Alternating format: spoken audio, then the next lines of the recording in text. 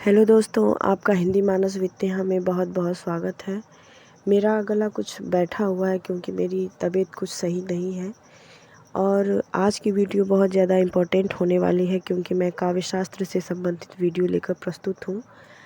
इस वीडियो को बहुत ही धीरज बनाकर देखने की ज़रूरत है क्योंकि इस वीडियो में आप लोगों के बहुत सारे डाउट क्लियर होने वाले हैं और साथ ही साथ ये आपके अंतःस्थल के मानस पे हमेशा के लिए छपने वाली वीडियो है। ऐसा इसलिए मैं दावे के साथ कह रही हूँ क्योंकि इसमें मैंने बहुत ही महत्वपूर्ण तथ्यों का संकलन किया है। किसी परीक्षा को पास करने के लिए नहीं, अपितु बहुत ही सारगर्भित तरीके से इस तथ्यों को समझने के लिए और आपको परिचय कराने के लिए, क्योंकि परीक्षा पास करना ही बहुत ज़्यादा ज़रूरी नहीं होता है, विषयों को समझना भी बहुत ज़रूरी होता है। तो चलिए आज हम बात करते हैं सबसे महत्वपूर्ण, चूँकि हम साहित्य के विद्यार्थी हैं, पठन और पाठन साहित्य में करते हैं, तो मैंने साहित्य के जो स्वरूप हैं इसकी व्युत्पत्ति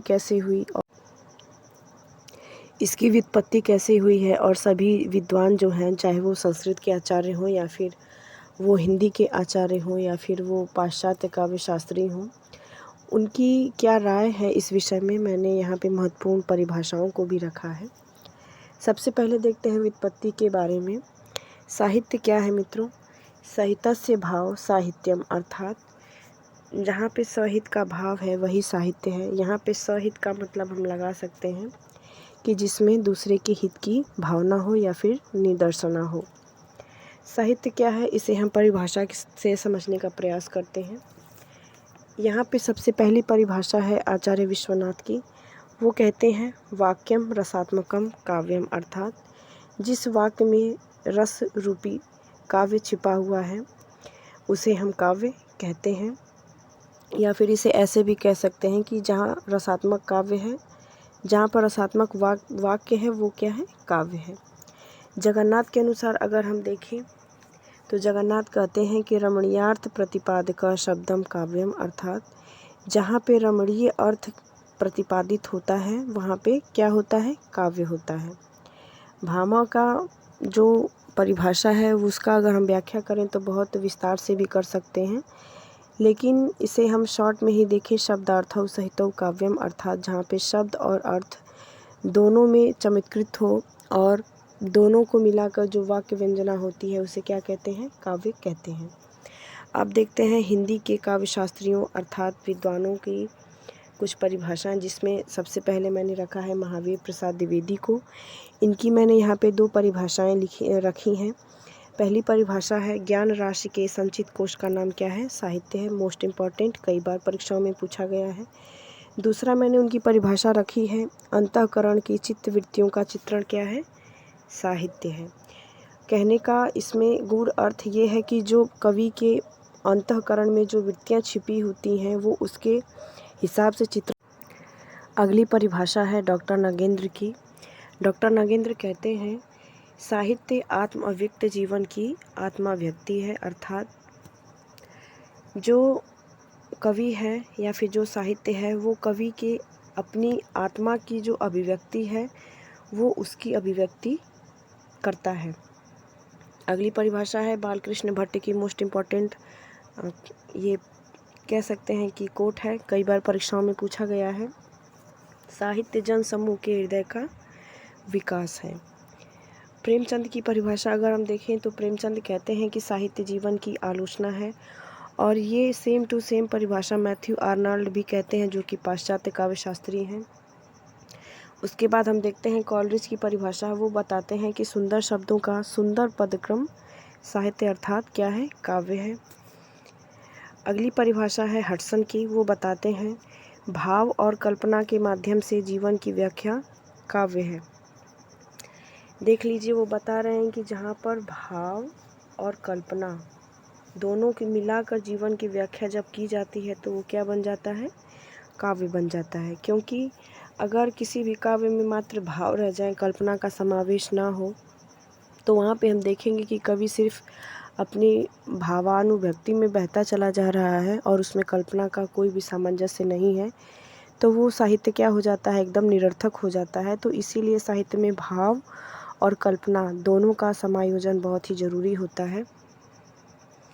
अगली परिभाषा है श्याम सुंदर दास की। वो बताते हैं कि साहित्य वह है जिसमें कुछ लिखा गया है और वो जीवन की पूर्ति करता है। अब देखते हैं साहित्य के तत्व। अगर आपसे पूछ दिया जाए कि साहित्य के कौन कौन से तत्व होते हैं या फिर साहित्य किन तत्वों से मिलकर बना है, तो आप क्या जवाब देंगे? इसका जवाब है साहित्य के कुल टोटल 4 तत्व होते हैं, जिसमें सबसे पहले आता है भाव तत्व, उसके बाद आता है बुद्धि तत्व, फिर है कल्पना तत्व और उस सबसे लास्ट में आता है शैली तत्व। अब हम इसे देखने का प्रयास करते हैं थोड़े से विस्तृत रूप में। भाव तत्व को अगर हम देखें तो इसे साहित्य की आत्मा माना गया है और भारतीय आचार्यों ने इसके अभाव में साहित्य को निष्प्राण माना है। कह सकते हैं कि वही बात है कि अगर किसी भी साहित्य में भावना का समायोजन ना हो तो वो साहित्य एकदम निरर्थक हो जाता है, क्योंकि भावना ही तो है जो कि साहित्य को जनमानस से जोड़ता है और उसको वशीभूत करते हुए कवि को, या फिर कह सकते हैं कि जो जनमानस है, जो साहित्य का उसमें वर्णन किया गया है, वो उसके बहुत ही कह सकते हैं अंतःस्था से उसका व्याख्या करता है। दूसरा है बुद्धि तत्व। इसको अगर हम देखें तो इसे विचार तत्व भी कहा जाता है, क्योंकि बुद्धि और विचार दोनों अलग नहीं है। यहाँ पे मैं चिंतामणि में जो आचार्य शुक्ल ने चिंतामणि को ध्यान में रखते हुए एक कोट बोला था कि मेरी बुद्धि जो है वो साथ निकलती है, लेकिन किसको साथ लेकर? हृदय को साथ लेकर। कहने का तात्पर्य कि बुद्धि और हृदय अगर अलग अलग हो जाएं तो साहित्य एकदम बेकार, एकदम निरर्थक हो जाता है, क्योंकि बिना बुद्धि के साहित्य में सिर्फ भावना भरी हो तो उसे हम कह सकते हैं कि कसौटी नहीं उसकी सही होती है, उसकी बुनियाद या फिर नींव सही नहीं होती है, क्योंकि भावना और कल्पना में समन्वय कौन करता है? बुद्धि तत्व ही उसमें समन्वय करता है और साहित्य को साथ ही साथ क्या बनाता है? विश्वसनीय बनाता है। कहने का मतलब कि जब उसमें थोड़ी सी बुद्धि तत्व की प्रधानता होती है तो जनमानस है, जो उसे पढ़ने वाला है, वो उसको कह सकते हैं कि ग्रहण करने योग्य समझता है और उसको अपने अंदर समावेशित करता है। इसकी परिभाषा के रूप में विलियमसन ने कहा है कि बुद्धि तत्व साहित्य को ग्राह्य बनाता है, अर्थात बुद्धि तत्व की प्रधानता को हम नकार नहीं सकते हैं। तीसरा तत्व है कल्पना तत्व। इसको अगर हम थोड़ा सा व्याख्या इसकी हम देखें तो जो कल्पना तत्व है वो काव्य की सृजन की शक्ति है, क्योंकि बिना कल्पना की काव्य की सृजन शक्ति नहीं हो सकती है। अगर कोई व्यक्ति है, अगर किसी घटना स्थल पर गया तो उसने आंखों देखा वर्णन किया तो क्या हो जाता है? रिपोर्ट बन जाता है। लेकिन अगर किसी साहित्यकार ने वहाँ पे गया और उसका वर्णन किया तो वो रिपोर्टाज बन जाता है। रिपोर्टाज में क्या है कि वो उसमें अपनी थोड़ी कल्पना का समावेश करेगा, उसमें वो कह सकते हैं कि अनुमान लगाता है कि शायद कुछ ऐसा हो जाता तो ये परिस्थिति ऐसे ना होकर ऐसी होती। कहने का मतलब कि कल्पना साहित्य में एक तरह से कह सकते हैं कि उसकी सृजन शक्ति को बहुत ही ज़्यादा समावेशित करती है और काव्य को काव्य बनाती है। और इसमें आनंद का समावेश भी कल्पना के माध्यम से ही होता है, क्योंकि बिना कल्पना के हम आनंद का समावेश नहीं देख सकते हैं। चौथा है शैली तत्व, जो कि कला पक्ष से संबंधित है। इससे पहले जो 3 तत्व थे, बुद्धि तत्व, कल्पना तत्व और भाव तत्व, ये सब कह सकते हैं कि भाव पक्ष से संबंधित थे, लेकिन जो शैली तत्व, जो चौथा तत्व है, वो किससे संबंधित है? कला पक्ष से संबंधित है। और कह सकते हैं कि कथन का विशिष्ट तरीका शैली है तथा शैली ही काव्य है। ये इलियट की परिभाषा है। चलिए इसे हम थोड़े उदाहरण के रूप में समझना चाहेंगे। अगर मैं कहूँ कि मेरा मन इधर उधर डोल रहा है तो क्या ये काव्य है? नहीं, ये काव्य नहीं है। अगर मैं इसी उक्ति को बोलूँ इस तरह से कि पीपर पात सरिस मन डोला, अर्थात मेरा मन पीपल की पत्ती की तरह इधर उधर डोल रहा है, तो ये क्या है? ये एक शैली है। कहने का मतलब ये है कि जब कवि अपने जानी पहचानी शैली में किसी बात को कहता है तो उसके द्वारा जो शैली बन जाती है वो काव्य को बहुत ही सार्थक बनाती है।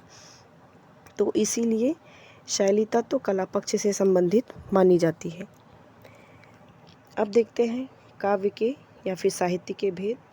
तो इसके कुल 3 भेद होते हैं, पद्य, गद्य और चंपू। अगर पद्य को हम देखें तो ये 2 भागों में विभाजित है, प्रबंध काव्य और मुक्तक काव्य। प्रबंध काव्य में खंड काव्य आता है, जब किसी भी महान व्यक्तित्व के एक ही जीवन चरित्र को हम प्रदर्शित करते हैं तो वो खंड काव्य होता है, और इसमें उसके किसी एक ही पक्ष की कहानी को आधारित बनाकर ये काव्य लिखा जाता है। वहीं अगर हम महाकाव्य की बात करें तो जिसमें कि पूर्वापद प्रसंग जुड़े हुए होते हैं, कहने का मतलब कि अगर उसमें से हम कुछ पद गायब कर दें और उसकी परवर्ती कथा को अगर हम समझना चाहें तो उसमें कठिनाई होगी, क्योंकि ये पूर्वापद प्रसंग एक दूसरे से जुड़े हुए होते हैं महाकाव्य में, और ये किसी भी व्यक्ति, वस्तु विशेष आदि जो होते हैं उसके संपूर्ण जीवन चरित्र को आधार बनाकर लिखा जाता है महाकाव्य। और तीसरा होता है एकांतक, इससे तो बहुत सारे विद्यार्थी परिचित भी नहीं होंगे। अब बात करते हैं मुक्तक की। मुक्तक का कोई एक विशेष रूप नहीं होता है। मुक्तक क्या है कि इसमें पूर्वापद प्रसंग से जो काव्य की कहानी है, जो कथा है, वो जुड़ी नहीं होती है, वो स्वतंत्र होती है। इसमें दशक होते हैं। दशक वो होते हैं जिसमें 10 काव्य संबंधित दोहे हों या फिर चौपाइयाँ हों, जैसे कि क्या हो गया, छत्रसाल दशक। चालीसा जिसमें 40 पद हों, जैसे हनुमान चालीसा। बावनी जिसमें 52 पद हों, जैसे कि शिवा बावनी। शतक जिसमें 100 पद हों। सतसई जिसमें 700 हों। हजारा जिसमें कि 1000 पद हों। तो कहने का मतलब ये है, मुक्तक का कोई रूप निश्चित नहीं होता है। वहीं अगर हम बिहारी सतसई को देखें, रहीम सतसई है, इसमें 700 दोहे होते हैं। तो ये क्या है, मुक्तक के कुछ काव्य रूप हैं। अब बात करते हैं श्रव्य काव्य की। इसे भी 2 भागों में बांटा गया है। गद्य को, माफ़ कीजिएगा, गद्य की बात करें तो इसे भी 2 भागों में बांटा गया है, श्रव्य और दृश्य। श्रव्य में कहानी आ जाएगी जिसे हम पढ़ भी सकते हैं और सुन भी सकते हैं।